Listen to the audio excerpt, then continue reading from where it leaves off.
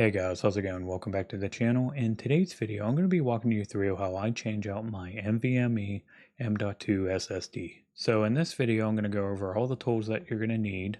I'm going to walk you through the cloning process of the new SSD, and then after that, I'm going to show you how I install it into my PC. So hopefully nothing goes wrong on the way, but who knows? So I guess other than that, let's begin. So the first thing I'm going to do is go over all the tools you're going to need to be able to do this, and there's really not many. You're going to need a Phillips head screwdriver, and I believe this is a bit size 0, if this will focus in. There we go, you can kind of see it. You're going to need an M.2 enclosure for when you have to clone the SSD. You're going to need your new SSD, and I went with the Samsung 990 EVO Plus. And this is a 1 terabyte, so this one should be a little bit faster, and I should have about 500 gigabytes more storage in here.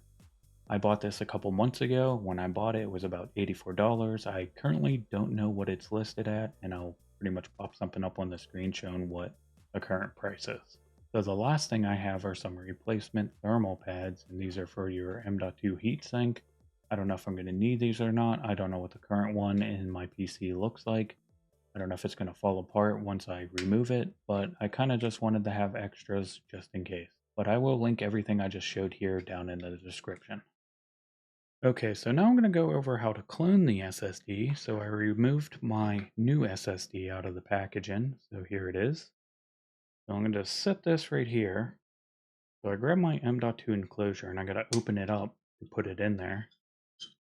So it kind of gets slid right in here, but I got to remove this little plunger thing back here and put it right there. And then all I got to do is just slide this in here. I don't know if you can see that well. It kind of lines up like that. It clicks a little bit, and then I'm just going to push this down. And then that's really all I got to do to install that in there. So I'm just going to close everything back up. I don't know if you really have to close it back up, but I'm going to. So that's pretty much it for that. So now I'm going to take this M.2 enclosure and plug it into the back of my computer. I need a USB 3.0 port, which are usually blue, which is right here. So the cable's blue, so you can kind of think blue matches up with the blue. So I'm going to plug this in here. Hopefully I'm not going the wrong way. Nope, that went right in. So as you can see, I have light on here. This LED's lit up, so I have power. So now I can move on. So to actually clone the drives, you want to make sure you have the Samsung program, and it is the Samsung Magician. So I already have it installed on my computer. I'll have a download link down in the description. But once you have this installed on here, all you want to do is open it up and give it a couple seconds for it to boot up. But this program's nice. It's very easy to work with. You can do like benchmarking and stuff like that. I just did a benchmark and you can kind of see what my current read and write speeds are. So what I want to do to do the cloning process is go down to this data migration. So it's going to scan your system again. So I'm going to be moving this drive to the new drive, which is this one right here. And then all I really have to do is hit start. I don't want to hit start yet because I'm recording on my computer at the moment and it will probably mess everything up. So let me switch to my camera on my phone and we'll see how long this actually takes. So now I'm going to start the cloning process, and all I have to do is hit start. So it pops up with this prompt. When cloning starts, all the data on the target drive will be deleted and cannot be recovered. Do you want to continue? Since there's nothing on there, I really don't have anything to worry about. So I'm just going to hit OK. So let's see how long this is going to take. And right now it is saying about 30 minutes. So pretty much I'm just going to wait until this is done. So after thinking about it, there are a couple things I could have done to actually sped this process up by like uninstalling some of the bigger games on my PC, like Fortnite. I believe that's like 100 gigabytes. I have Path of Exile 2 on there. I think that's about like 80 gigabytes. And if I would have removed those, I could have probably dropped this by like 10-15 minutes. But I was just too lazy and didn't want to do that. So another thing to keep in mind, if you're cloning from an old hard disk drive or an old SSD, those transfer speeds aren't going to be as quick as an M.2.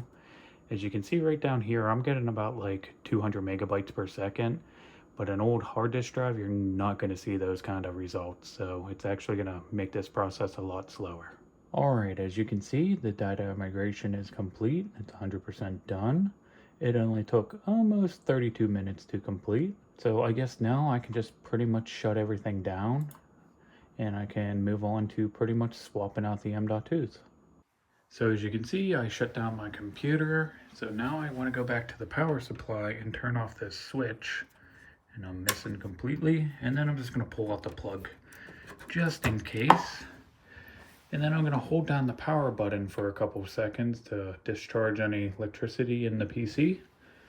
And now I can remove my side panel.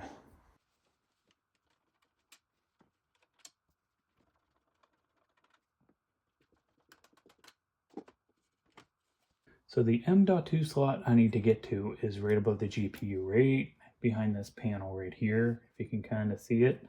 So I got to remove the GPU to make this a little bit easier on me. So I'm going to pull these cables out on the front. I already took the 2 screws out here. I removed my display port cables already. So now I just got to hit this little lever in the back right here. I'm trying not to block it. And then I can pull the GPU out. Just like that. And as you can see, a little dusty. I'm going to clean that off as well. So the old M.2 is underneath this cover right here. So I got to remove these 2 Phillips head screws. I'm going to try not to be in the way, but it's kind of tight in here and it looks like it can't be helped. And then I'm going to try not to lose the screws on top of my motherboard as well. So I'm going to remove that one. If I can remember correctly, this screw doesn't come out completely. It stays in there. So let me pop this off. Yeah, like that.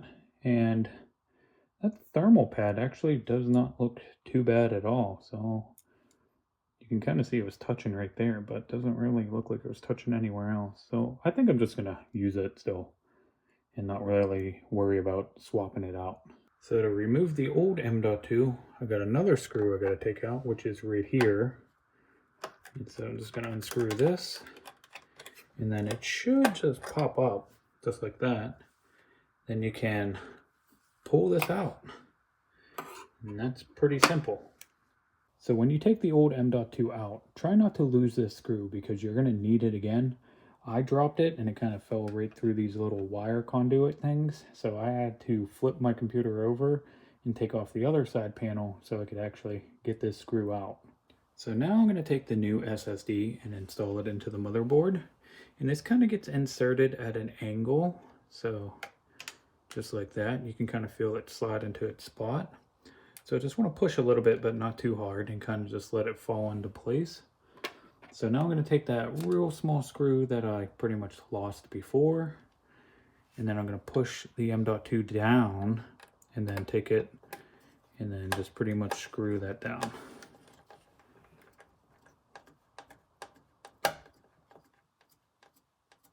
So now I'm going to take this cover and install it back over the SSD. And pretty much make sure this is facing the right way. There is some writing right here, and you just got to make sure you're able to read it. But if it's upside down, this whole cover is upside down. So I'm going to just put this back on this post back here and try to line this up. It's a little tricky. I think I got it right there. Yeah, that looks like it. So I'm going to tighten this down. And then I'm going to try to keep this screw hole lined up with the other hole there. Okay, that feels pretty tight. I don't want to over tighten it. So I'm going to take this screw and put it in right here.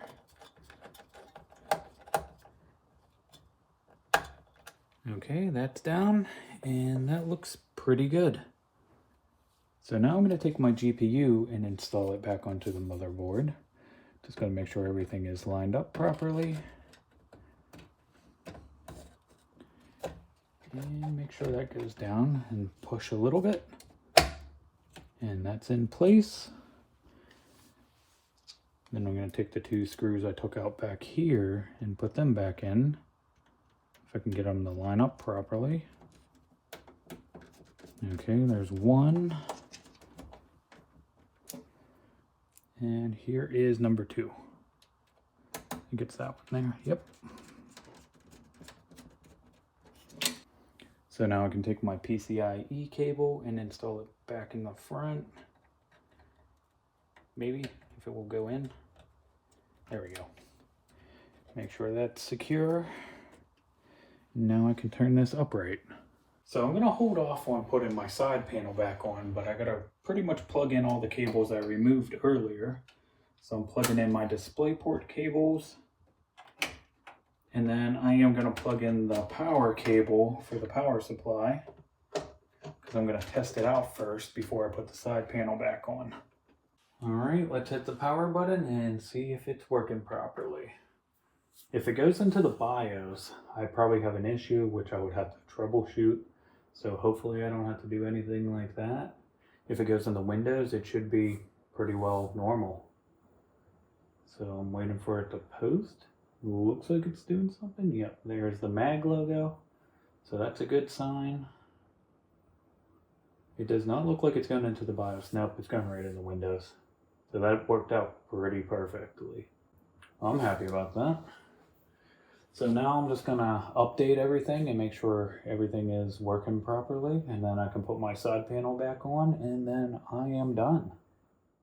Okay, so I got a couple things to talk about before I finish up today's video. So after I had everything back together with my PC and I did all the updates and everything like that, I did do another benchmark just to see how fast this drive was compared to the old one. So here are the results. So with this benchmark, there's only two things I really care about, and that is the read and write speeds. So here are the results of the old SSD, and here are the results of the new SSD. The new SSD has about 400 megabytes faster read speeds and has about 900 megabytes faster write speed, so overall, pretty good. Okay, so the last thing I want to talk about is what you can do with this old SSD once you're done with it. I'm actually not going to do anything with this for the next couple weeks. I just want to make sure my new SSD is working properly and I don't have any failures or anything like that. I could plug this old SSD back into my computer and I'd already have my operation system on it and everything like that. Yeah, some files are going to be old, it'd have to be updated and stuff like that, but I'd be able to use my computer. But after a couple weeks are passed, I'm going to actually format this and I'm going to leave it in my M.2 enclosure, and then I could actually use this as an external storage drive. So that's pretty much what you can do with it after a while, unless you have another open slot in your motherboard where you can plug this into. So those are some things you could actually do with it. So I guess other than that, I guess we are done here today. So that's going to be it for today's video, and I hope you enjoyed, and if you did, please drop a like, make sure you're subscribed to the channel for more content, and other than that, if you need any of the links for the products used in today's video, will be down in the description. So other than that, thanks for watching, and I'll see you guys in the next one.